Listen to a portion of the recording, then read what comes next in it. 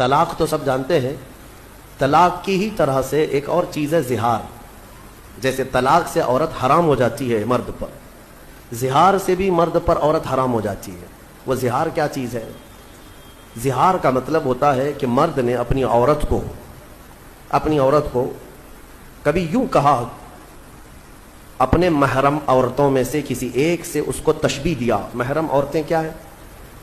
تمہاری ماں ہے، بہن ہے، بیٹی ہے، تمہاری پھوپھی ہے، خالہ ہے. یہ سب وہ عورتیں جو تم پر حرام ہیں، ہمیشہ کے لیے حرام ہیں. ان سے نکاح نہیں کر سکتے تم.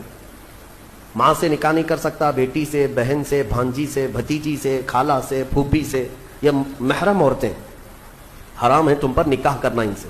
ان عورتوں میں سے کسی ایک سے تم نے اپنی بیوی کو تشبیہ دیا، ایسے کہا کہ تو میرے لیے میرے ماں کے فلاں چیز کی طرح ہے، یا تو میرے لیے میری بیٹی کی طرح ہے، یا میری بہن کی طرح ہے. اس کو کہتے ہیں زہار.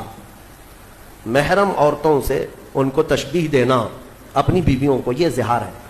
اور عورت حرام ہو جاتی ہے فوراً حرام ہو گئی اس پر. اگر تم نے اپنی بیوی کو یوں کہا کہ تو میرے لیے میری ماں کی طرح ہے، یا تو میرے لیے میری بیٹی کی طرح ہے، یا بہن کی طرح ہے.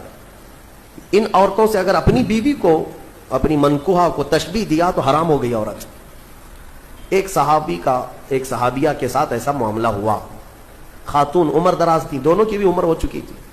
وہ روتے ہوئے حضور پاک صلی اللہ علیہ وسلم کی بارگاہ میں آئیں، کہا کہ اتنے سال تو ہم اچھے خاصے رہے، اب جا کر کے میرے شوہر نے مجھے یوں کہہ دیا ہے کہ تو میرے لیے میری ماں کے مثل ہے، کیا کریں؟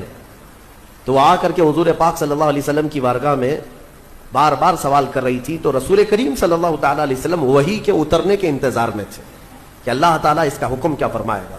تو اللہ تعالیٰ نے پوری سورہ اتار دی. قد سمع اللہ قول التی تجادلک فی زوجہا.